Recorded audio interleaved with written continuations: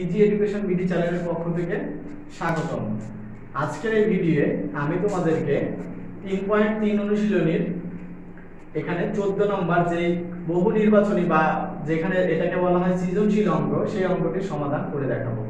এই ভিডিওতে তোমরা আমার পাশে থাকবে। এই ভিডিওটিতে দেখার আগে তোমাদেরকে বলে নিই, তোমাদেরকে অবশ্যই এই ভিডিওতে দেখার আগে তোমাদেরকে 10, 11, 12 এবং 13 নম্বর অঙ্ক সম্বন্ধে একটা আইডিয়া থাকতে হবে। 10, 11, 12, 13 নম্বর অঙ্কগুলো জানার জন্য তোমরা আমার প্লেলিস্ট থেকে, এই চ্যানেলের প্লেলিস্ট থেকে 10, 11, 12 অঙ্কগুলো দেখে নিবে, তাহলে এই অঙ্কটি আরো ভালোভাবে বুঝতে পারবা। দেখো এখানে ক নম্বরের সমাধানে আমি আসছি। এখানে দেখো সম্পর্ক প্রতীক দেওয়া আছে, বড়, ছোট এবং সমান। এই তিনটি অঙ্কের মধ্যে থেকে মানে এই তিনটি চিহ্নকে আমাকে বুঝতে হবে যে এই দুইটি করে, দেখো সেমিকোলন আকারে দেওয়া আছে দুইটি করে মান, এই দুইটি করে মানের মাঝখানে কোনটি বসবে সেটা। যেমন দেখো -3 এবং 6,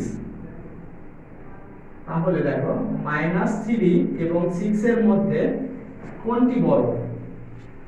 -3 এবং +6 এর মধ্যে কিন্তু +6টাই বড়, তাহলে +6 এর দিকে আমাকে চিহ্নটি দিতে হবে। দ্বিতীয় ধাপে দেখো কি বলছে যে 9 এবং -3 এর মধ্যে কোনটি বড় সেই বিষয়ে চিহ্নটি দিতে হবে। দেখো 9 এবং -3 লিখলাম। দেখো 9 আর -3 এর মধ্যে কিন্তু -3 সেই মাইনাসের দিকে অনেক ছোট মান, আর +9 তো অনেক বড় মানের মান, সেজন্য আমরা +9 কে প্লাস চিহ্নটা বড় আকারে চিহ্ন দ্বারা প্রকাশ করে দিলাম। এবার সর্বশেষ দেখো এখানে রয়েছে ক নম্বরে, দ্বিতীয় ধাপে ক নম্বরে রয়েছে -3 দুইটি পক্ষ +6 ফার্স্ট ব্র্যাকেট শেষ এবং 9 -6। তাহলে দেখো এবার অঙ্কটিকে আমি সমাধান করি। এখানে -3 এবং +6 মাঝখানে এবং দিয়ে দিলাম, এই দুটো 9 থেকে 6 বাদ দিলে 3। তাহলে দেখো এই পাশে একটা জিনিস পেয়ে যাচ্ছি -3 আর +6। তাহলে -3 যদি তোমার ধার থাকে 3 টাকা, সেখানে তুমি 6 টাকা আরো অ্যাড করলা, তাহলে তোমার পকেটে রইলো কিন্তু 3 টাকা, সেটা +3। দেখো প্লাস মাইনাসেও মাইনাস হয়, তাহলে 6 থেকে 3 বাদ দিলে 3, আর বড়টার আগে যে চিহ্ন বসে সেই চিহ্নটাই বসে, তাহলে +3। তাহলে দেখো এই পাশেও 3, তাহলে এই দুটো কি হলো? এই দুটো সমান। তাহলে দেখো আমরা পেয়েছি এটা পেয়েছি -3 এর চেয়ে +6 বড়, +9 এর চেয়ে মানে -3 এর চেয়ে +9 বড়, এবং এই দুটো দুই পাশে সমান, তাহলে এর মাঝখানে বসবে সমান। এখানে গ্রেটার দেন লেস দেন এর মধ্যে 9টা বড়, আর -6 এর থেকে +6 এর থেকে -3 ছোট। এটা ক নম্বরে পেয়ে গেলাম। এবার ক নম্বরের জন্য পেয়ে গেলাম তিনটি অঙ্ক বা তিনটি দিয়েছে। খ নম্বরে দেখো দিয়েছে এখানে একটা মান নির্ণয় করতে হবে। মান নির্ণয়টা আমরা 13 নম্বরে দেখে এসেছি যে কিভাবে করতে হয়। তোমরা এই 13 নম্বরের জন্য যেভাবে মান নির্ণয় করতে হয় সেভাবে দেখে নিবা 13 নম্বর ভিডিওটা প্লেলিস্ট থেকে। এখন দেখো আমি এই খ নম্বরটির মান নির্ণয়টা করব।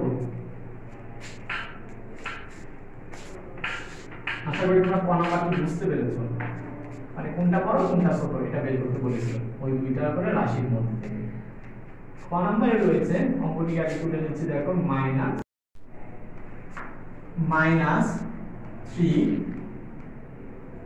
প্লাস -6 প্লাস 9 এর মান নির্ণয় করতে হবে। মান নির্ণয় করতে গেলে আমি প্রথমে কি করব? এইগুলোকে ব্র্যাকেট মুক্ত করে দেব চিহ্ন দ্বারা গুণ করার জন্য। দেখো কি হবে, মাইনাস আর মাইনাসে কি হয়? প্লাস। সামনে আর লিখলাম না, 3 প্লাসটা তোমরা যদি মনে করো তাহলে প্লাসটা লিখে দিলাম। দেখো প্লাস মাইনাসে কি হয়? মাইনাস, তাহলে -6, আর এখানে রয়েছে 9। দেখো এখানে রয়েছে দুইটি প্লাস একটি মাইনাস, দুইটি প্লাস একটি মাইনাস, তাহলে আমরা প্লাসগুলোকে আলাদা করে লিখলাম আর মাইনাসটাকে আলাদা করলাম। এখানে 9টা প্লাস আর 3টা প্লাস ছিল, এই দুটোকে আমি প্লাস করলাম, তাহলে দেখো 9 আর 3 যদি যোগ করি তাহলে হয়ে যাচ্ছে 12, 12 মাইনাস 6, আর 12 থেকে 6 বাদ দিলে আমরা জানি 6, তাহলে নির্ণেয় মান কি মান পাইলাম আমরা প্লাস 6, প্লাস 6, কারণ তোমার ছিল এখানে 12, 12 থেকে 6 বাদ দিলে প্লাস 6, নির্ণয় মানটা পেয়েছি 6। এবার দেখো আমি গ নাম্বারটি করব। গ নাম্বারে দুইটি অঙ্ক একসাথে দিয়েছে, এই বিষয়ে গ নাম্বারে বলার আগে বলে দিই যে তোমাদেরকে সংখ্যা রেখা জানতে হবে। সংখ্যা রেখা সম্বন্ধে তোমাদেরকে জানতে হলে 1.3.2 এর অঙ্কগুলো দেখতে হবে এবং পূর্বের আমার যেগুলো ভিডিও রয়েছে এই চ্যানেলের প্লেলিস্ট থেকে তোমরা ভিডিওগুলো দেখে নিবে, সংখ্যা রেখা সম্বন্ধে বিস্তারিত আইডিয়া পাবো।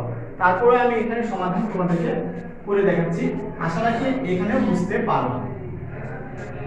দেখো কি বলছে গ নম্বরে, সংখ্যা রেখার সাহায্যে -3 এবং 6 এর যোগফল নির্ণয় করো। তাহলে দেখো সংখ্যা রেখার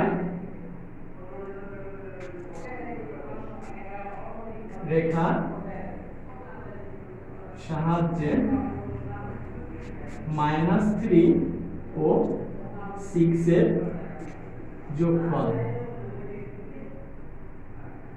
দেখো সংখ্যা রেখা আমি একটা প্রথমে আঁকায় নিচ্ছি 0। আমরা জানি সংখ্যা রেখার বাম দিকে হয় মাইনাস আর ডান দিকে হয় প্লাস, তাহলে এইভাবে আমরা সংখ্যা রেখা আঁকায় নিচ্ছি এবং সংখ্যা রেখা আমরা এইদিকে মাইনাস বাম দিক আর এইদিকে প্লাস ডান দিকে চিহ্নটা দিয়ে নিচ্ছি। তাহলে দেখো 0, এই পাশে আমরা জানি ডান দিকে 1 2 3 4 5 6 7, 1 2 3 4 5 6 7, এরকম ডটটা দিয়ে দিলাম, -1 -2 -3 -4 -5 -6, -1 -2 -3 -4 -5 এবং -6। এখন প্রথমে আমাকে কি বলছে যে এটার যোগফল নির্ণয় করো। তাহলে আমি সংখ্যা রেখে কোথায় যাব? প্রথমে আমার শূন্য বিন্দু হতে বাম দিকে -3 তে অবস্থান করি, তাহলে এক ধাপ 2 ধাপ এবং 3 ধাপে -3 তে পৌঁছালাম। তাহলে এখানে যাওয়ার পরে আমি পেয়েছি কি দেখো -3। এরপরে বলছে যে যোগ করো +6, তাহলে প্লাস যোগ থাকলে আমাদেরকে অবশ্যই প্লাসের দিকে যেতে হবে। তাহলে এক ধাপ 2 ধাপ 3 ধাপ 4 ধাপ 5 ধাপ 6 ধাপ, তাহলে যদি আমি এইদিকে 6 ধাপ যাই তাহলে আমি পেয়ে গেলাম কত +3 তে চলে গেলাম, তাহলে এখানে +6। তাহলে এটাকে আমি কথার আগে লিখে দিই, দেখো এখানে বোঝায় দিচ্ছি যে প্লাস করতে বলছে, যোগ করতে বলছে 6। তাহলে দেখো এই অঙ্কটা আমরা এখানেই করেছি ক নম্বরে যে -3 আর +6 এর যোগফল হচ্ছে 3। দেখো আমি সংখ্যা রেখা পেয়েছি 3। তাহলে এটাকে আমি এখন কথায় লিখব। কিভাবে লিখব? দেখো সংখ্যা রেখায় আমরা সবসময় শূন্য বিন্দু থেকে শুরু করি, তাহলে শূন্য বিন্দু হতে প্রথমে আমি বাম দিকে মাইনাসের দিকে বাম দিকে তাহলে এসেছিলাম 3 ঘর, বাম দিকে 3 ধাপ অতিক্রম করে -3 তে পৌঁছায়। দেখো আমরা কিন্তু -3 তে প্রথমে 3 ধাপ অতিক্রম করে শূন্য থেকে 1 ধাপ 2 ধাপ 3 ধাপে -3 তে পৌঁছেছিলাম। তারপরে কি করেছিলাম? -3 থেকে 6 ধাপ ডান দিকে গিয়েছিলাম, তাহলে -3 হতে ডান দিকে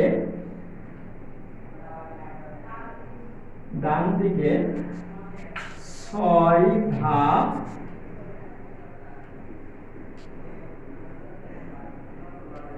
অতিক্রম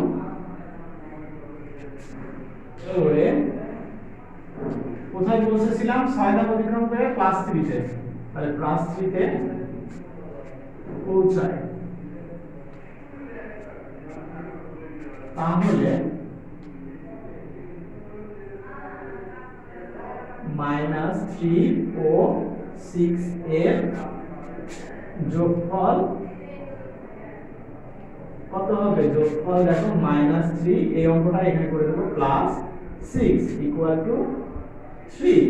এইটুকু লিখলেই তোমরা উত্তরটি পেয়ে যাবে যে -3 এবং +6 এর যোগফল সংখ্যা রেখা ব্যবহার করে। তোমরা চিত্রটাকে দিবা আর এইটুকু কথা তোমরা লিখে দিবা, তাহলে তোমাদের হয়ে যাবে। আর আরেকটা অংশ রয়েছে এখানে দেখো, 9 এবং 6 এর বিয়োগফল নির্ণয় করো। এটা আমি এখন আরেকবার করে দিচ্ছি সংখ্যা রেখাটা, তার আগে তোমরা একটু এটাকে একবার দেখে নাও, আমি একটু পরে ইরেজ করে দিচ্ছি।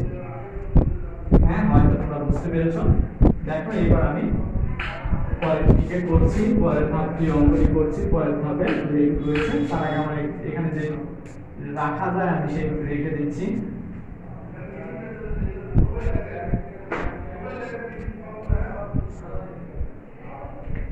দেখো এবার বলছে সংখ্যা রেখার সাহায্যে 9 এবং 6 এর বিয়োগফল। তাহলে সংখ্যা রেখার সাহায্যে 9 ও 6 এর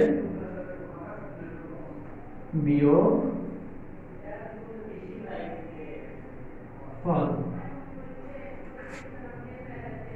আমরা এদিকে আর বাড়ায় নিচ্ছি, যেহেতু 9 এদিকে আছে।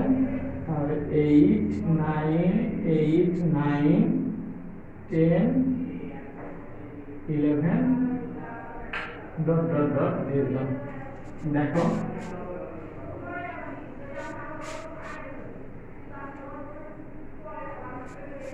এখানে 9 আমাদের দুইটাই কিন্তু প্লাস আছে, তাহলে আমাদের এখানে বলছে 9, তাহলে দেখো আমি শূন্য বিন্দু থেকে +9 মানে কি 9 ধাপ যাব, 1 ধাপ 2 ধাপ 3 ধাপ 4 ধাপ 5 ধাপ 6 ধাপ 7 ধাপ 8 ধাপ এবং 9 ধাপ। তাহলে আমি কোথায় পৌঁছালাম? শূন্য বিন্দু থেকে 9টা ধাপ দিয়ে কিন্তু আমি +9 এ পৌঁছে গেলাম। দেখো আমার অবস্থাটা হচ্ছে +9। সেখান থেকে আমি করছি কি 6 ধাপ আবার আরো বিয়োগ করতে বলছে। তাহলে বিয়োগ করতে বললে 6 ধাপ আমাকে আবার বাম দিকে আসতে হবে, মাইনাস বলছে দেখো বিয়োগ করতে, তাহলে 6 ধাপ আরো পিছনের দিকে আসতে হবে। তাহলে 1 ধাপ 2 ধাপ 3 ধাপ 4 ধাপ 5 ধাপ 6 ধাপ। তাহলে আমি এখান থেকে শুরু করে দেখো কোথায় যে পৌঁছলাম? 3 তে পৌঁছালাম। এখান থেকে যদি আমি চলে আসি, এইদিকে চলে আসলাম -6, তাহলে আমার অবস্থানটা হলো 3 তে। কিভাবে? দেখো এখানে 9 ছিল, তাহলে আমি বিয়োগটা করলাম 6। তাহলে তোমরা বলতে পারো যে 6 এর সামনে তো স্যার প্লাস চিহ্ন আছে, কেন মাইনাস দিলেন? তাহলে দেখো এই রকম করে ছিল অঙ্কটা, যে আমার দুইটাই প্লাস কিন্তু মাঝখানে বিয়োগ করতে বলছে প্লাস মাইনাস। তাহলে এখন দেখো 9 প্লাস মাইনাসে মাইনাস, তাহলে 3, আমরা 3 তে পৌঁছালাম। এখন আমি সংখ্যা রেখাটায় এই বিয়োগটা লিখে দিচ্ছি। দেখো সংখ্যা রেখায়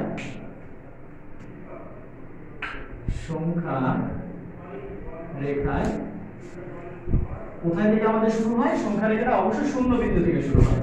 শূন্য বিন্দু হতে প্রথমে কোন দিকে গিয়েছিলাম? আমি ডান দিকে গিয়েছিলাম, তাহলে ডান দিকে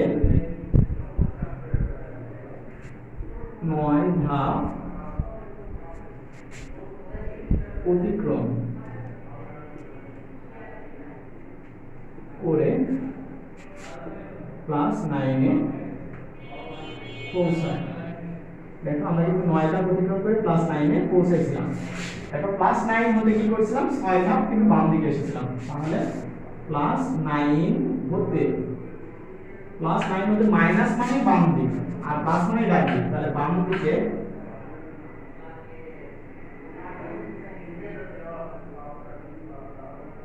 6 ধাপ